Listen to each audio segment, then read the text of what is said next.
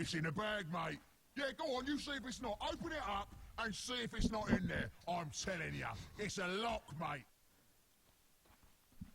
All right, welcome, ladies and gentlemen, boys and girls, to the broadcast here. My name is Breaky CPK, and you're tuning in to what's certainly to be one of the greatest matches we have ever seen here on this stream. Of course, I'm talking about the Dire versus the Radiant here. This should be a good one. We got Campbell playing the Bristleback. Now, Campbell, for those that may not know, this happens to be one of the most played heroes of Campbell on that Bristleback, a hero that he loves to play so frequently, and he happens to be pretty damn good at it. So looking forward to see some big plays of the Bristleback here in the hands of Campbell. Ferrin going to be on that Tidehunter.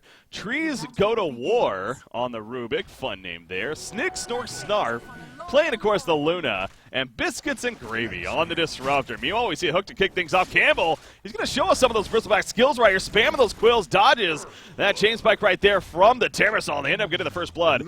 As a result, onto the Shadow Demon. We see a lot of poison stacks onto the Luna. Meanwhile, Campbell, though, still spamming those quills. A Dark Flame, he's going to end up dying as a result. Piggly Wiggly, the Piggly Wiggly goes down. A hat-trick triple kill coming out for the Bristleback. Are you kidding me? And look at that, the rage quits are real. We already seeing the levers coming out. Can you blame them, though? It's already a 3-0 start in favor of the Dire right here. Oh, boy, this one's set to be a doozy. All right, so we're going to see the mass disconnect strategy come out. So we're going to see how this works out for the Radiant. I'm not too sure about this strategy right here. They're running the Techies. Now, as an AFK hero, Techies is not necessarily one of the stronger heroes. You know, you would want that passive hero if you're going to play the AFK strategy. Something like a Vengeful Spirit, you know, something that brings that aura to the table at the very least. However, Techies, you know, all he does is kind of sit here and look dumb. If he's not able to place his landmines, you know, what can he really do, right? So Shadow Demon, the only one here, he's going to be the one that's going to try to take over this game and actually win it here for the Radiant side. It's going to be a tough one. You know, Shadow Demon, he did get those nerfs here recently, so the chances of him being able to perform may not be the prettiest. Techies, by the way, the AFK strategy does not work, as we see there at the top lane, and he, sure enough, does get taken out. So it's looking even stronger now for the Radiant side. You see that net worth, upwards of over nearly about 2,000 gold net worth, as well as the 2,000 experience. That's going to happen when you get that first blood. So the domination is absolutely continuing here.